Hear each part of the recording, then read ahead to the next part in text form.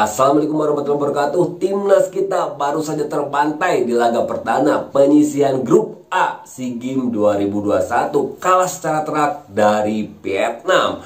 Apa yang terjadi? Apa yang salah dengan timnas kita? Apa benar timnas kita kalah kelas dari timnas Vietnam? Sebelum pembahasannya, ada baiknya kalian untuk terus dukung channel gua ini tentunya dengan cara klik tombol subscribe dan nyalakan tombol loncengnya biar gua terus semangat bikin video-video selanjutnya.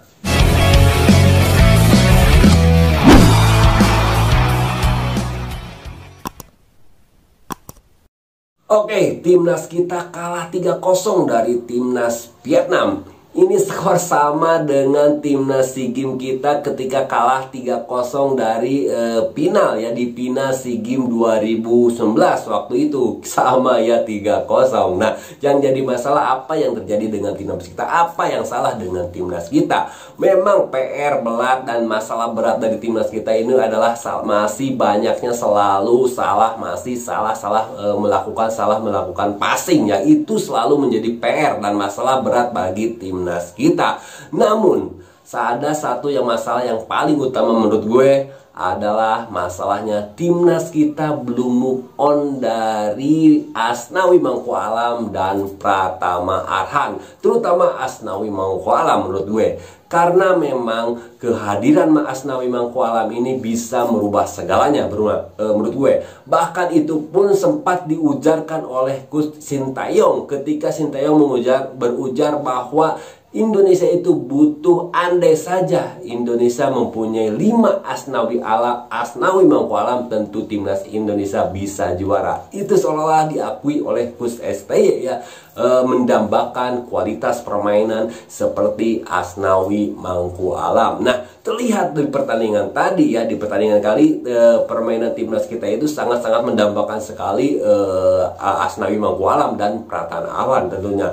Nah, terlihat dari formasi ya, di formasi timnas kita tadi menggunakan formasi 4-3-3, namun menaruh Rahmat Irianto di lini tengah. Tentu Rahmat Irianto ini kita tahu adalah pemain yang lebih ke bertahan. Bahkan posisi aslinya sebelum dipainkan di tengah, posisi asli Rahmat Irianto itu adalah center back, notabene pemain bertahan. Nah, dengan adanya Asnawi Mangkualam dan Pratama Arhan, otomatis sebenarnya kekuatan pasukan timnas kita di era Coach Sintayong ini adalah sayap ya, fullback modern yang bisa membantu penyerangan dengan cepat dan membantu bertahan dengan cepat. Itulah kekuatan timnas kita. Gua jamin andai tadi permainan tadi timnas kita masih diperkuat Asnawi Mangkualam dan Pratama Arhan, tentunya skor tadi tidak akan terjadi ya, dan seolah-olah permainan kita pun akan tidak seperti itu, akan bisa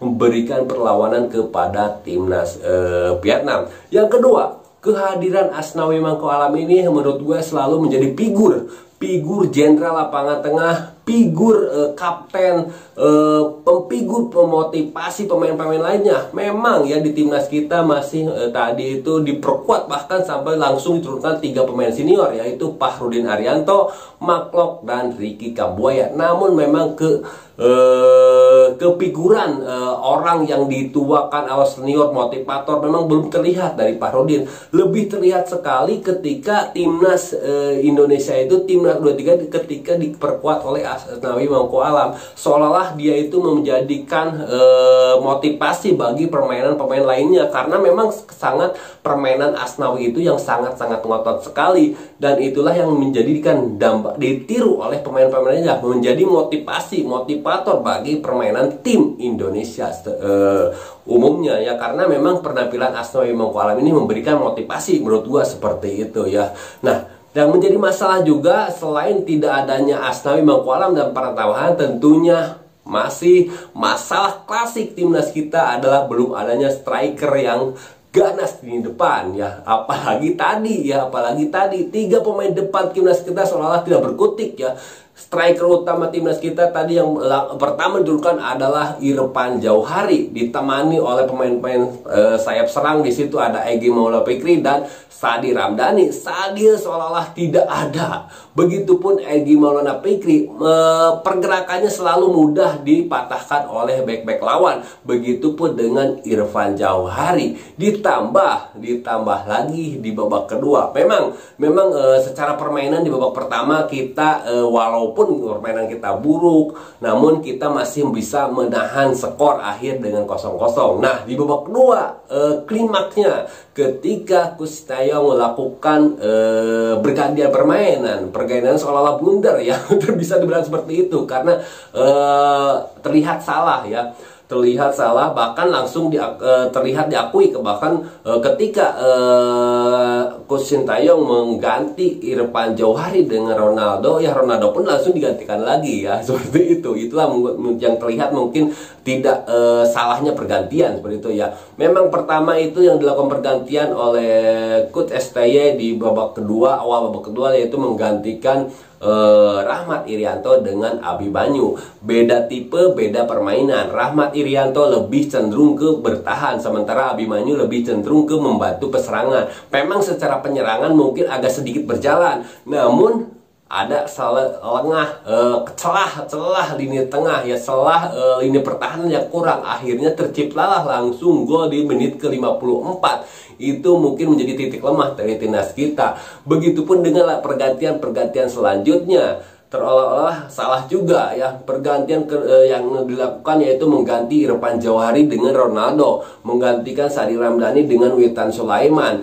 Yang terutama adalah Ronaldo pun seolah-olah tidak ada pergerakannya, sangat-sangat kurang sekali. Bahkan itu langsung diganti juga. Ronaldo akhirnya diganti juga oleh Marcelo Ferdinand. Namun memang itu sudah terlambat ya, karena memang permainan Vietnam sangat-sangat bagus sekali. Mereka terlihat ketika sudah satu gol di menit ke-54, permainannya makin lama makin bagus dan makin percaya diri. Itulah yang membuat timnas kita kerepotan.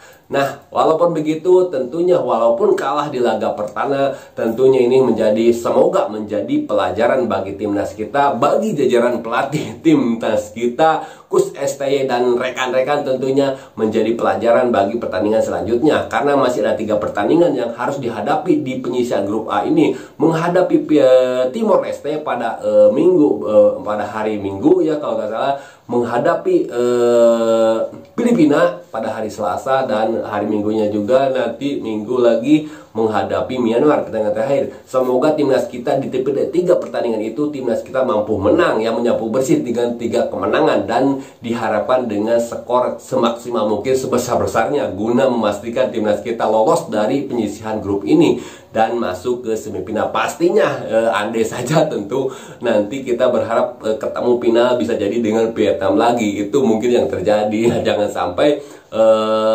timnas kita gak lolos lah istilah seperti itu ya. Tapi pastikan timnas kita seenggaknya harus lolos sampai ke final guna bertemu lagi Vietnam dan membalas kekalahan 3-0 ini di penyisihan grup ini. Oke, mungkin itu aja. Kita doakan timnas kita walaupun kalah di laga awal ini seenggaknya menjadi pelajaran dan perbaikan ke pertandingan-pertandingan berikutnya. Oke, sekian dan terima kasih. Wassalamualaikum warahmatullahi wabarakatuh.